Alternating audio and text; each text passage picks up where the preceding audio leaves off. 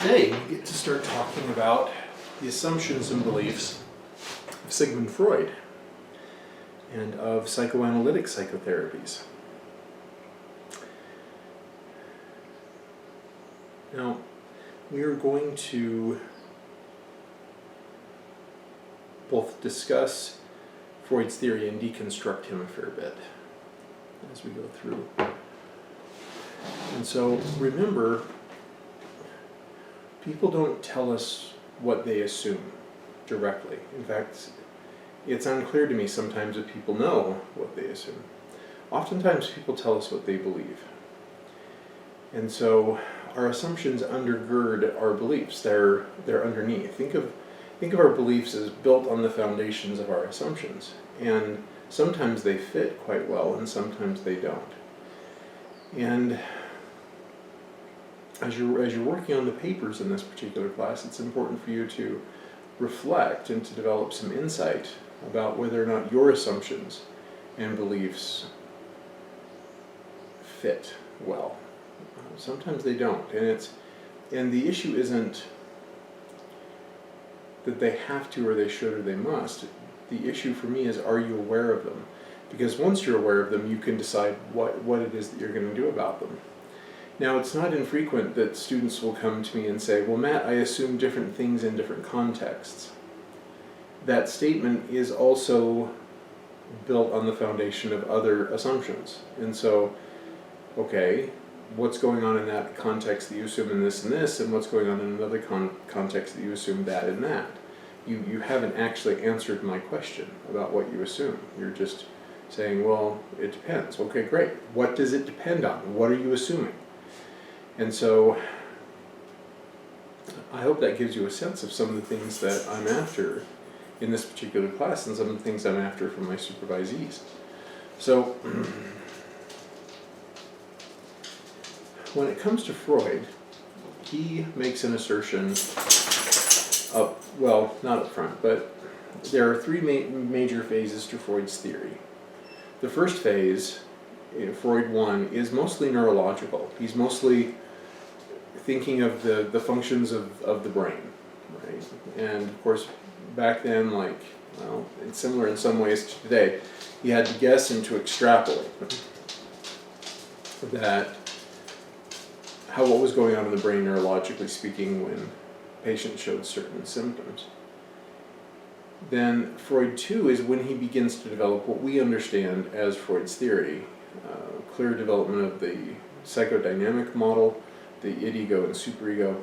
And then in his later stage, Freud 3, this is towards the end of his career, he starts reflecting on and really synthesizing and bringing his theory together. And he also evokes new constructs. So from early on, Freud argued that we are motivated by the desire to seek after pleasure and to avoid pain. This is also known as the pleasure principle.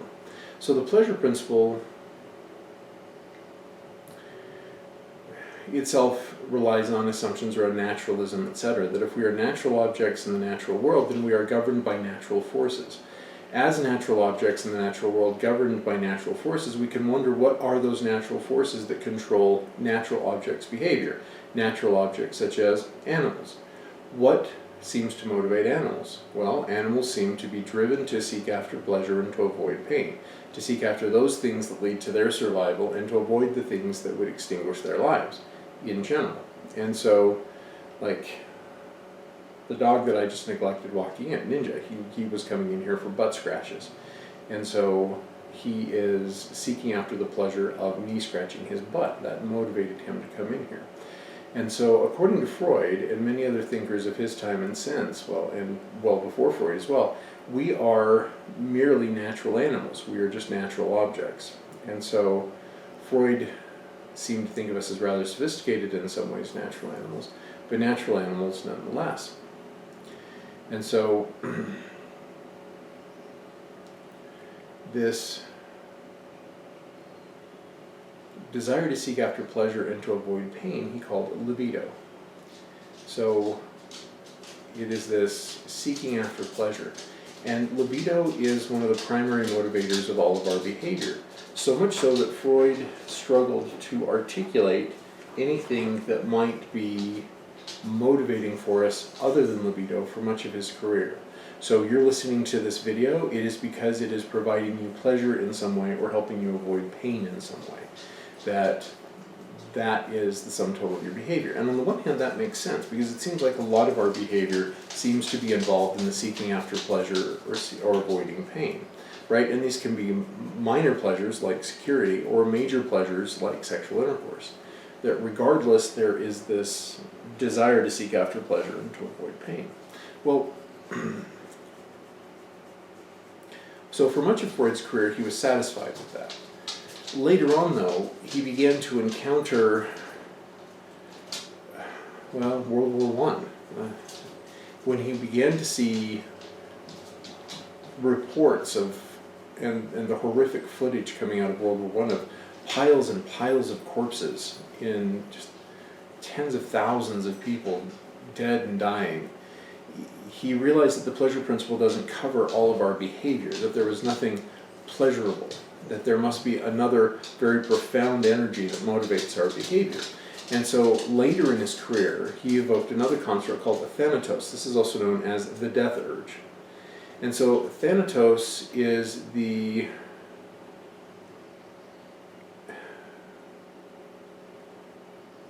it's the death urge. It's the urge to, when there is competition for resources or something, that urge to aggress. When you see two toddlers fighting over a toy and one really bonks the other one over the head quite hard, that's thanatos in action. That is the death urge.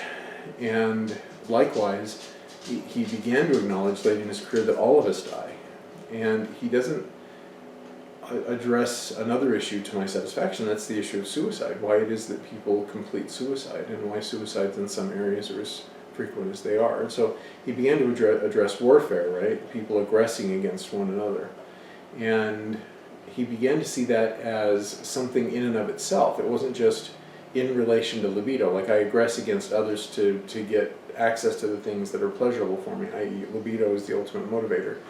He increasingly saw thanatos as a motivator unto itself, like the way people will go down fighting, that they will hurt themselves to hurt other people, like spite, malice, things like that. And so he began to develop some pretty sophisticated language around that. So part of libido is eros, and it is the motivation to live and to perpetuate life. That to make my living pleasurable and to perpetuate life means to pass on my genes through intercourse, to have babies. And so eros is a part of libido. Libido seems, though, to be a larger construct than eros is when I'm reading Freud. Freud seems to he seems to paint libido with broader brushes than he does eros. Eros seems to be like a subtype of libido, whereas thanatos is something that is very much constant and with us our entire lives. So one of the things that is very much informing Freud is his study in medicine, his studies in medicine. Freud was a physician. And so one of the things that we look at, and what's very important to bodily regulation, what staves off the entropy and ultimately our deaths, is homeostasis, the balance of the body. When the body is out of balance, then there are certain behaviors and feelings that we experience when our body's out of balance. Right now I'm still cooling down, after my workout, after my shower, and I'm still cooling down. I can feel I'm still sweating just a little bit. So that is my body's response to the fact that my body temperature is still a little bit high. And so we sweat to cool off. When we're tired, we sleep. When we're hungry, we eat. When we're horny, we have sex. That all of these are attempts to once again regain homeostasis. And so we get to keep that in mind as we study Freud. That for Freud, there is this attempt, always an attempt ongoing, for us to maintain homeostasis, for us to once again get in balance psychologically speaking. Now, that balance, that idea, that harmony idea of everything, all cylinders firing, everything functioning okay, is a very important notion to keep in mind when you study the dynamism of Freud's psyche. Now, you're seniors, you've studied a lot of psychology, so you guys already know this. As Freud developed his theory, he came with a very sophisticated way of thinking about how it is that the human soul works, and the mind, right, the psyche. And he proposed a pretty elaborate model that you have id, ego, and superego, and those are the fundamental components of the mind, and they exist in dynamic equilibrium with one another. So, the id is how we are born. We are born just with the raw motivations that everybody is given, libido and thanatos, that the id lasts approximately from the time we're born until about 2 years of age. That it is the fundamental way to be, but all it is the motivating energy and nothing else. That it is just libido and just thanatos. Now, I tease my students in class. For those of you that are in class and are watching these videos supplementary, you've heard me joke this way. I like to joke that infants in Freud's model are rather terrifying creatures because they're just raw, seeking after pleasure and avoiding pain. And so I joke about how I'm terrified of little babies because if they had control over their bodies, they'd be leaping out of their mother's arms to gnaw at your jugular to kill you while dry humping your chest for pleasure. That it's a very perverse joke, but it's a mnemonic device for us to be able to remember that according to Freud, all we have as babies is this motivation, right? And so we can see libido and thanatos in babies. All of their lives are just seeking after comforts and pleasures and avoiding or inflicting pain. Why is it so common that babies bite their mother's nipples? You know, having been raised in a very large family that then had a very large family, breastfeeding women have been a frequent feature in my life. And so sitting there with my sister or my wife, or I can remember when I was a little kid, my mom, my cousins, my aunts and uncles, my aunts, they'd be, ow, he bit me or she bit me, you know what I mean? It's very common. That's thanatos, right? That's the urge to aggress, and we aggress most often and most horrifically against the ones we love the most. And so it's a little bit beyond this video for us to really get into Freud's theory about why it is, but some of the clues are already apparent. Who is more likely to kill you? The stranger on the street or the person living with you, right? Who is more likely to destroy your life? And so one of the things that Freud's model does is it gives us a pretty sophisticated way of understanding that the very people that we depend upon to meet our needs are the first people we aggress against because of the way in which we get very upset and very angry. And the safest objects, the safest people are the ones that we take our frustrations out the most clearly, most violently. Not always and all the time. Freud did see that as an aberration of normal human functioning and normal human relationships, but a very common aberration. So we're born id. The other implication of this is the id is unconscious. Not only is it unconscious, it's unknown and unknowable. You cannot examine the contents of your own id unless you're Freud, okay? Freud believed that he had this Promethean insight. He was just a little kid, toddler even, and it's a famous story where they're traveling from point A to point B in Austria, and his mother was dressing, and he saw his mother in a state of undress, and his libido, his desire for mommy flooded him, and he recognized it for what it was, and he's a superhuman. The rest of us plebeians are stuck where we don't have access to our id. So the id is locked away from the other two parts of the mind. That the id is unconscious, it's unknown and unknowable. And the closest the id gets to conscious awareness, the more and more symptoms you have. Where if there is a breach between the id and the conscious mind, then that results in psychosis. So it breaks, the very ego begins to break down and lose touch with reality. When the id is getting close to awareness, you have neuroses, you have symptoms of anxieties, depressions, hysterias, etc. That's when the id is trying or is battering away at the conscious mind. So when people are responding to these very primitive libido thanatos, libido eros thanatos kind of drives, and they're not thinking clearly about it, or they're not thinking in an enlightened way or in a self-aware way about it. This is called primary process thinking.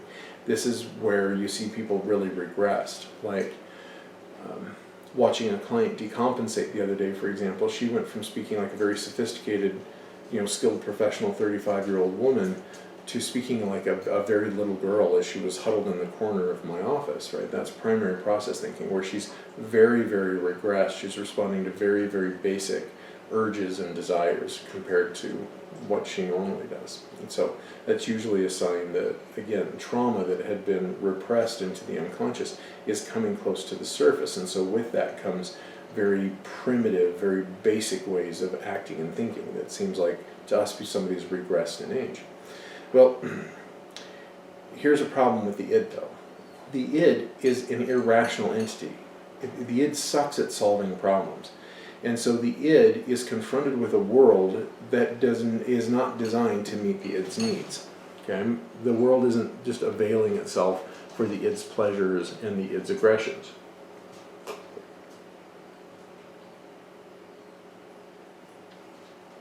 So the id, to find a way to cope with this, and this isn't like, I'm implying the id has a conscious mind. It doesn't. All of this is instinct. All of this is just genetic programming. It's evolution. The id evolves onto itself an ego. Okay? The ego is our rational problem solver. And so the ego is the part of us that can reason. It's the part of us that is rational. And it starts to develop when we're very young.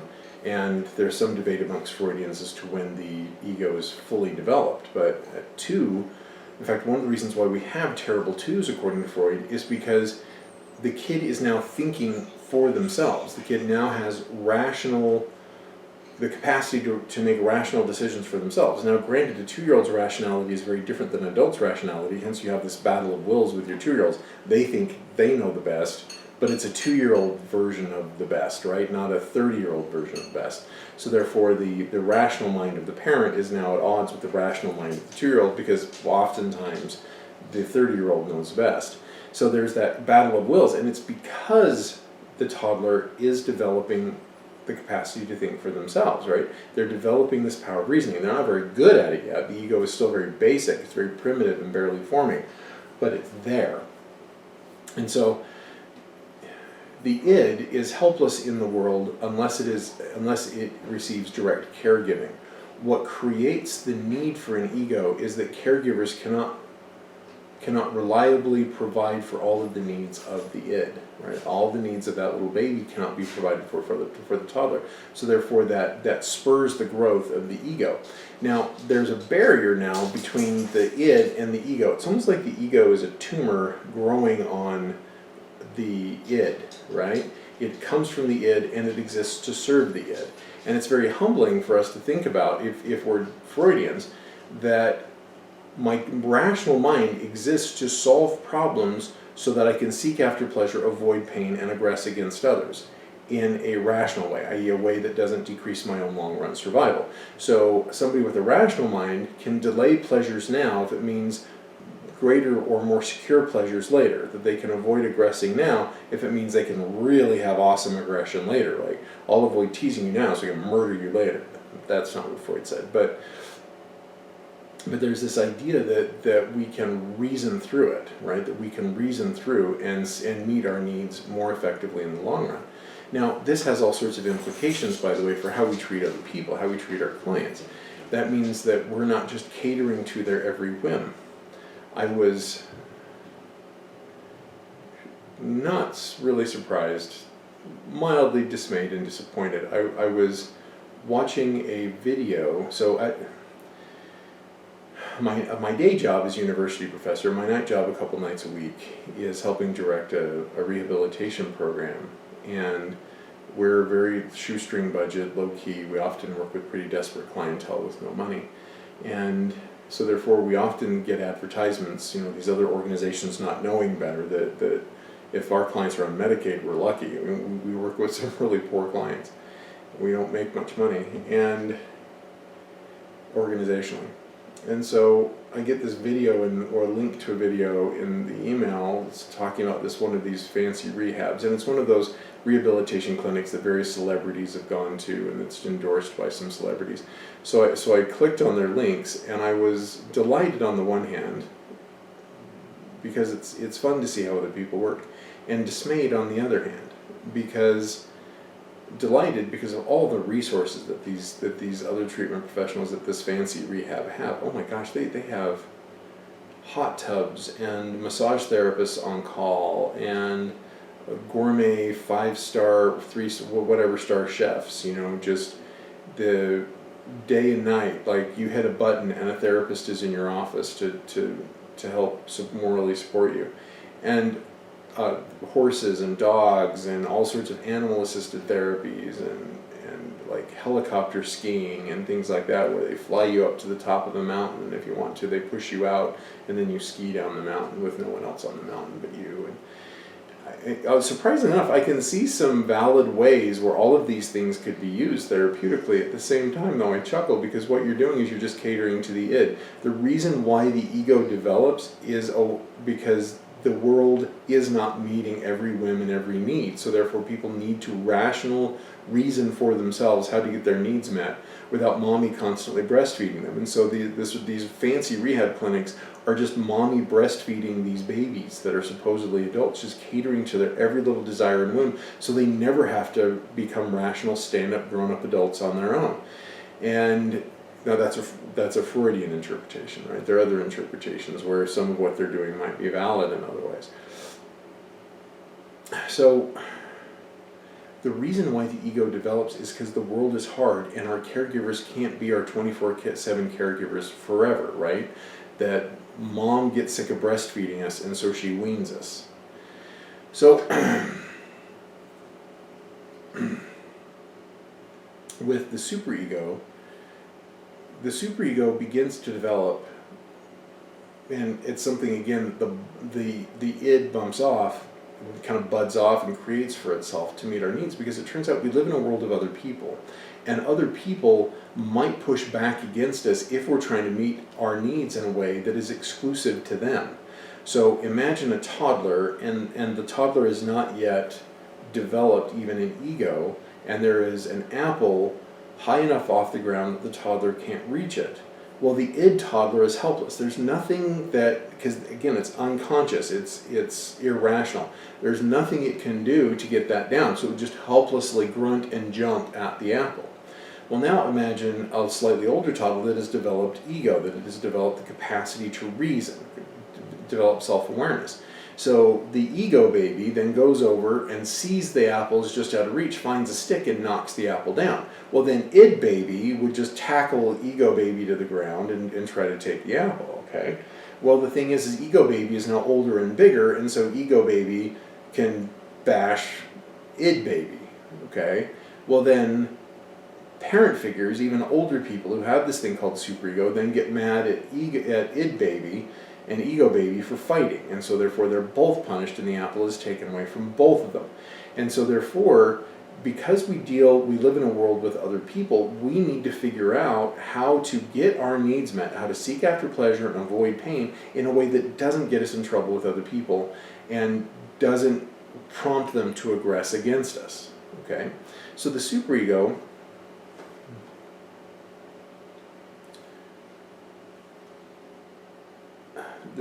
develops because of, according to Freud, because of the primary parental relationships. Now, one of the common criticisms of Freud, and this is an important criticism, Freud seemed to be utterly clueless when it came to female sexuality, and he admitted as much, which is odd given how arrogant he was in just about everything else. And so therefore he always put things in masculine terms. So later, like Anna Freud, his daughter was also quite a gifted theoretician. In fact, in some ways her father's superior. And so she developed all sorts of other constructs. But the superego develops in particular because the people that we get in trouble with are our parents. And they become the ones that teach us, oftentimes through modeling, just by acting the way they do, but sometimes through very explicit lessons about how we should behave. And so we'll get more into that later. So Now, so by the time we're 8, we have a rather dynamic psyche going on.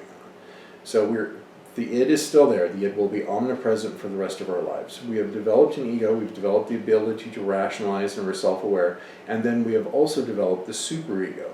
And so the superego was developed for us to help us navigate in the world of other people. Both the ego and superego, though, serve the demands of the id.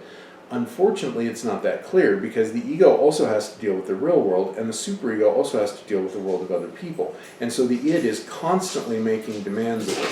Now, the id doesn't speak per se. In fact, Freud uses various terms. One of them I really like is id wish.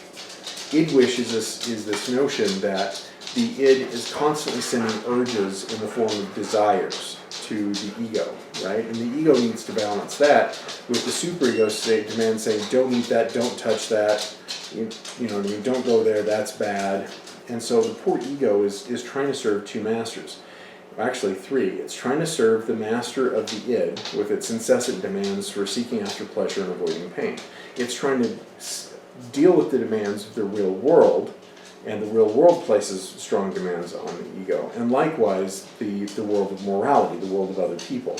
And so the ego is trying to deal with all 3 of those in a way that still facilitates seeking after pleasure, avoiding pain, and aggressing where desired. So one of the things that we find is that Freud had an interesting effect on moral theory and moral philosophy, that according to Freud, there is no such thing as altruism, right? All of your desires, your most noble service, your most kind and seemingly self-sacrificing actions are actually you just in some way seeking after pleasure and avoiding pain, and your supposed altruistic or loving actions are just epiphenomenal to the underlying desires of the id. And so it's quite troubling for me the way Freud had such an effect on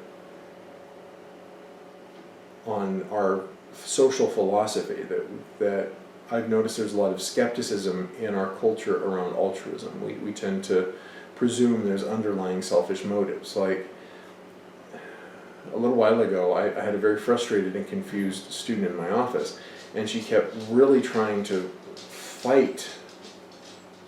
It was almost like she was fighting against understanding like communitarianism, pluralism, and contextualism, because she kept trying to see the way in which those are all already always selfishly motivating, that they need to be doing something for the self, they need to be providing some kind of pleasure, helping us avoid pain in some ways, or they just don't make sense to her. And that's not uncommon. There are many of my students who keep going back to, okay, in what way does it serve me, please me, fill me, in order for me to have these particular moral positions? There needs to be something that is fulfilling of the self in order for these moral positions to be valid. And that's just a very common assumption. It's very alien to many Americans, not the majority, but a significant minority of Americans, to think people can do good things for goodness' sake without having it feed the libido, eros, thanatos, etc. It's really hard for some Americans to wrap their heads around it. So as we look at the way the psyche develops, and the psyche is developing in order to meet the needs of the id, we can wonder what happens when these desires or needs are either deprived or overindulged. So let's look through the stages of development. I know you're familiar with them, you're well versed in psychology, so I'm not going to spend a lot of time breaking down every stage of psychosexual development. Instead, I'm going to highlight a different way of looking at it, and that's from a therapeutic angle. Where do symptoms come from? Because the way Freud is set up, the id, ego, superego model, there's a lot of things in that dynamic system that can go wrong. You can't necessarily please the id, the forces of the demands, pleasure, pain, etc., and the world, right, the realistic world you're in, and the superego. And so Freud even talked about them in terms of 3 forms of anxiety. So anxiety isn't necessarily stress, like you're sitting at work chewing off your nails. That is anxiety, but it's not just that. Anxiety is arousal. It is the way in which there is a need that is unmet. So think of it as like you haven't eaten all day and you're hungry. That is a form of anxiety. Where you haven't had sex in 3 weeks and your ovaries or balls or your testicles are blue, you're just really feeling distracted by sexuality. That's anxiety, okay? Likewise, if you're worried you're going to get yelled at by your boss, that's anxiety too. So think of it as systemic arousal around unmet needs. You're out of homeostasis, that there is something wrong with the system, and so therefore that's anxiety. So there are 3 forms of anxiety according to Freud. That's realistic, neurotic, and moral. So realistic anxiety is when there are really things going on in our flesh and blood actual world that are creating needs that need to be met, or causing our needs to remain unmet, or threatening our capacity to meet our needs. So that's realistic anxiety. So if I am walking towards my car late at night and a guy approaches me with a 12-gauge shotgun demanding my wallet, that's realistic anxiety, right? There's a real thing that is threatening my ability to seek after pleasure and avoid pain, right? His thanatos is creating anxiety for me.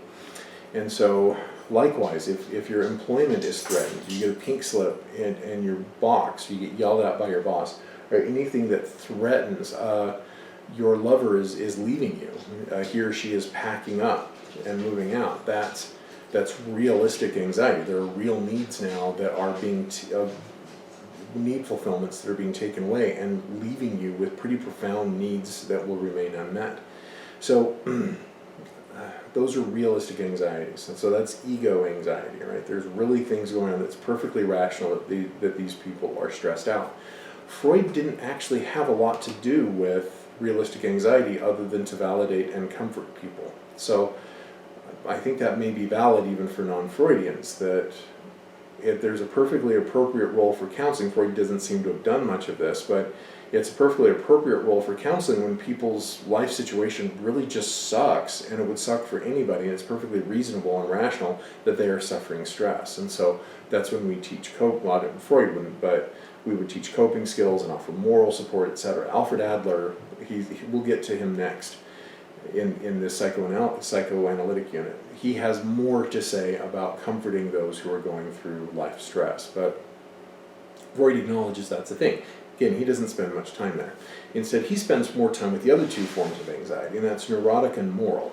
Neurotic anxiety is when there are leftover id wishes that have not been adequately forced from consciousness. And so the closer those conscious thoughts are made aware, then the more symptoms that you see.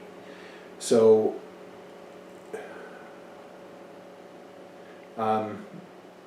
a friend of mine was lamenting just yesterday, day before yesterday, that his sister-in-law seems, he didn't use this language, he's a country boy, he's from way rural Utah, just saying, my sister-in-law, she thinks all of us are disease carrying, and so when she had my niece, like none of us were even allowed to see my niece for the first year, and then when we came over to her house, we had to take our shoes off, and then we had to wash our hands and faces before we could see my niece, who at that point was already walking. None of us had been allowed to see her, and we weren't allowed to touch her because, as my sister-in-law said, she don't know where we've been. And so, like, I came over to visit, my brother told me I could spend the night, and so my sister-in-law was worried that, because she don't know where I've been, I would make one of her beds dirty, so she had me sleep on the couch. But she wouldn't let me take the pillows off the couch, so she has, a ton of them decorative pillows, so I'm sitting there in decorative pillows trying to sleep, and I can't sleep because I've only got about this much room between all these decorative pillows and the floor, so I just gave up and took the decorative pillows, laid on top of the pillows on the floor in order for me to sleep. And the next day she kicked me out of the house because of the way I had disturbed her pattern of things, right? So you and I know that's obsessive compulsive disorder, right? The closer her issues around security and safety and getting her needs met, the closer those get to conscious awareness, the more she's checking and cleaning and controlling her world. And so we could do the same breakdown with major depressive disorder, generalized anxiety disorder, post-traumatic stress disorder, bipolar disorder, right? All of the hysterias, which seem to have been much more common in Freud's day than in our day. So the closer the fundamental issue gets, the id wish gets, And the more the ego can't deal with the id wish, we get neurotic anxiety. That's the id is constantly making unrealistic demands for security and pleasure and, seeking after pleasure and avoiding pain, etc. The poor ego decompensates in the face of that. So the other form of anxiety that Freud spent a lot of time dealing with is moral anxiety. So we'll talk about castration anxiety in a minute, but it's that feeling that we have screwed up according to the moral rules of the primary caregivers, the primary care figures in our lives. And so it's guilt and shame is moral anxiety, to put it very bluntly. So guilt and shame really control and inform a lot of our behavior. And so guilt and shame, starting with Freud, becomes the enemy of mental health. Now, I don't know that there are many others who can see that guilt and shame can be an avenue for and a vehicle for better mental health, because other theories define mental health differently. But most don't. Most are guilt and shame is the enemy. If your client's feeling ashamed or guilty, then you need to go after that shame and guilt quite fiercely and help them not feel ashamed or guilty anymore. And so, so that's moral anxiety. That's when our id wishes are putting us at moral odds with the moral position of our primary caregivers. Now, tangent, but it relates. We did a study, it was a small study a few years ago, and it was a replication of an earlier study done in the 70s, and it was actually an anthropology study that we replicated, and we replicated that in the late 2000s, the late 20-teens, late 2000s. And so what we found is, we did a qualitative study with those who had left their religion of origin, and in our particular study, it was all LDS, right? Those are the people, because Latter-day Saintism is the prominent religion in this particular area. Not to say there aren't any religions, and it turns out, even in Utah County, the bastion of Mormonism, the hub of Mormonism on earth, only about 33% of people are regular churchgoers. So it seems like Mormonism is something everybody's aware of, or most people are aware of to varying degrees, but only a minority actually actively participate in it, regardless. So we tracked people for about a year who were leaving their religion of origin.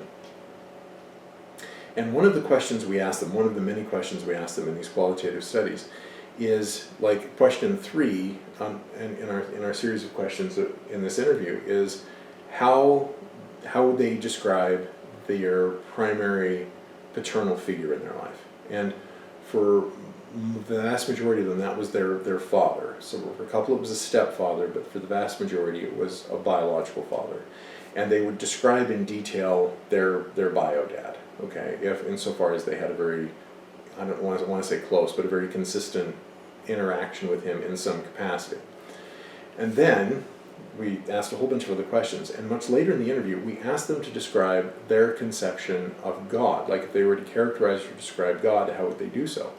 And one of the things that was very consistent with the study done in the 70s is people describe God in the same terms, or very, very similar terms, to the way they describe their primary paternal caregiver, right? And so that's, Freud would take that as evidence that he's right.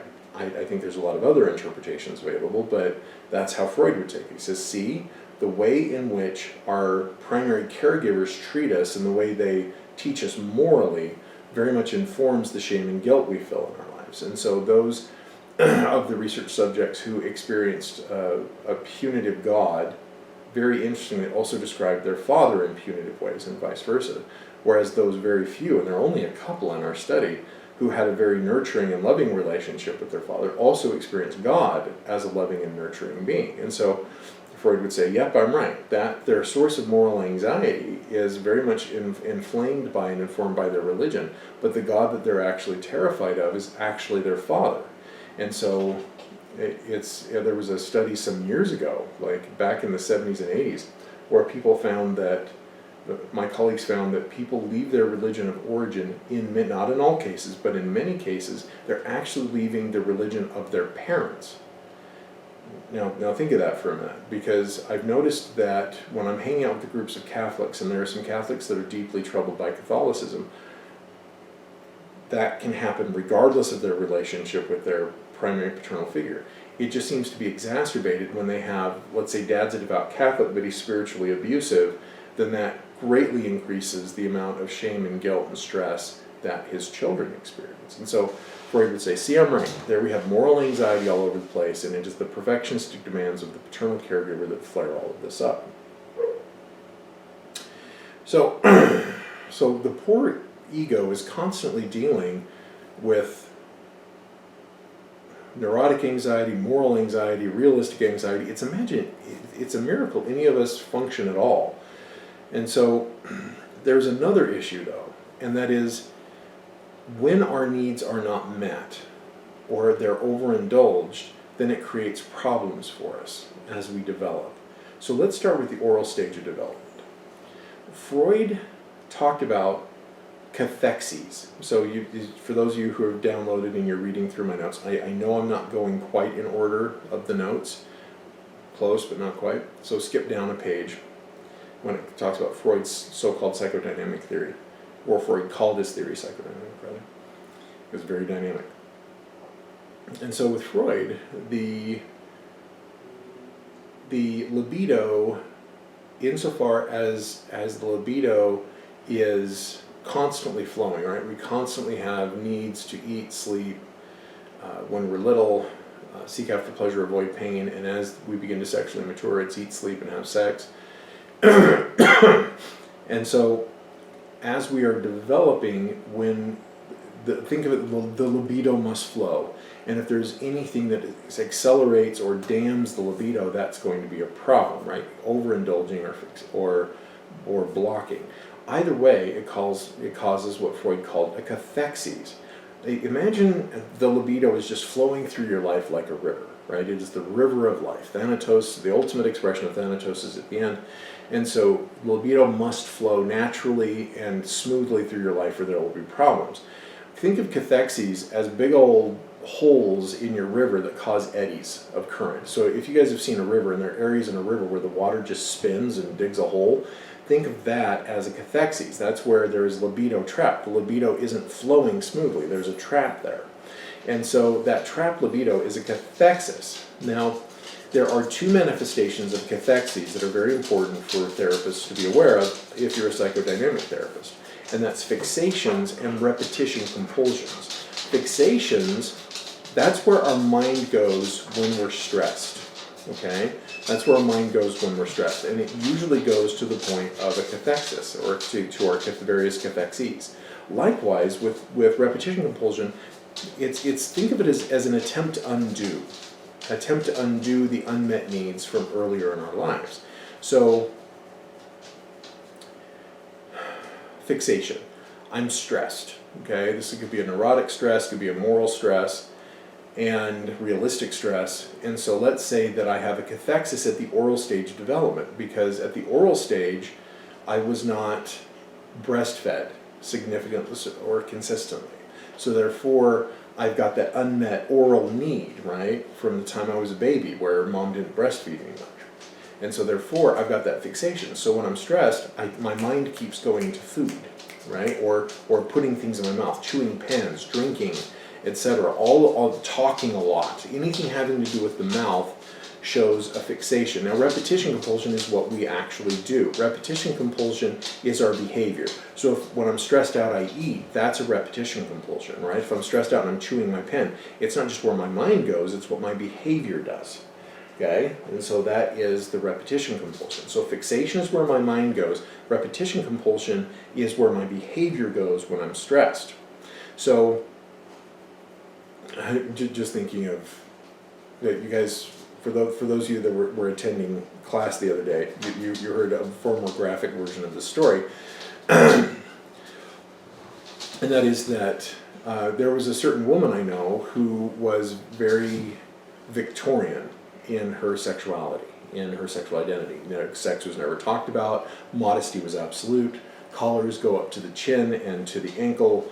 You know, nudity is not allowed, it's barely tolerable while bathing, and she didn't want to breastfeed her babies and she minimized the amount of breastfeeding that she would do with her babies because she didn't want to take her breasts, which she had been mistaught were sexual objects, and to put her breasts in the face of an innocent, pure baby and corrupt the baby sexually by putting her filthy devil pillows into the face of these poor infants, right? And so this woman is very slender. She has been her entire life. And she was lamenting the other day that most of her children, she has a lot of kids, and most of her children grew up to be obese. They're big people. They're not little people. They are big. Like, she's got one naturally skinny daughter who struggles to gain weight, and all the others of her kids have to work out and diet and exercise, etc., just to keep their weight from exploding out of control. Why? Well, it's obvious for Freud, right? Because she didn't want to push her filthy devil pillows into the face of her babies were often left hungry. And so, therefore, that created a cathexis, this deep hole of libido trapped and really digging a hole into the psyche there, that cathexis. And so, therefore, anytime her children are stressed, they think about food. And when they can, they eat or drink soda or other things that as an attempt to undo the fact that mom didn't breastfeed them, okay? So, like, I can see some of you thinking, you're like, okay, Matt, that's a fixation when we are deprived, but what about overindulging? Okay, well, I have a friend who is an earth mama. She grows her own cotton to spin her own clothes. She is the greenest of the green person. She is so carbon negative, I swear it's like the ozone layer just gets 10 feet thicker above her head wherever she goes. Like, she is super, super green. And she actually converted to Mormonism when she was in her 20s. She was living in a commune, communal living, all natural, all organic, vegan commune, and she was walking barefoot to the farmer's market with her baskets full of vegan fruits and vegetables that they had grown, when two LDS missionaries bump into her and start talking to her about the word of wisdom, and that kicked off her very fascinating psychedelic-fueled journey into Mormonism. I don't know about how many people have converted to Mormonism because of psilocybin, because of mushrooms, but she was one of them. And she is just a dear, she's one of my favorite people. She has very unconventional beliefs compared to Freud. So one day, for example, I'm sitting next to her in sacrament meeting, and her 8-year-old comes up and goes, "Mommy, I'm hungry." And she goes, "Oh, baby, you know what to do." And so her son lifts up her, modestly, but tucks his head up under mama's blouse and begins breastfeeding on her. And again, he's 8 years of age. And so I'm sitting there, it's what's called a fast and testimony meeting when various members of the congregation are testifying about their beliefs from the pulpit, and all I'm hearing is as her 8-year-old is breastfeeding on mom, right? That's overindulging. Now, that poor boy has really struggled with eating disorders later in his life, and Freud would see that as directly caused by the overindulging of my friend in terms of the boy's oral needs or demands. So here's something that's counterintuitive, that overindulging and depriving can both lead to anorexia or obesity, or both. Radical. So overindulging can lead to anorexia or obesity. Deprivation can lead to anorexia or obesity. Or fluctuations in between. That both of them can do that. You can't necessarily predict the outcome necessarily unless you're Freud. For the rest of us, he just kind of gives us this broad guideline. So, so we have overindulgence and deprivation that kind of leads to like a gluttonous and an anorexic kind of dynamic, okay? And so the next stage is what's called the anal stage, okay? The anal stage of development. This is where kids are beginning to develop their ego. They're beginning to have a sense of themselves.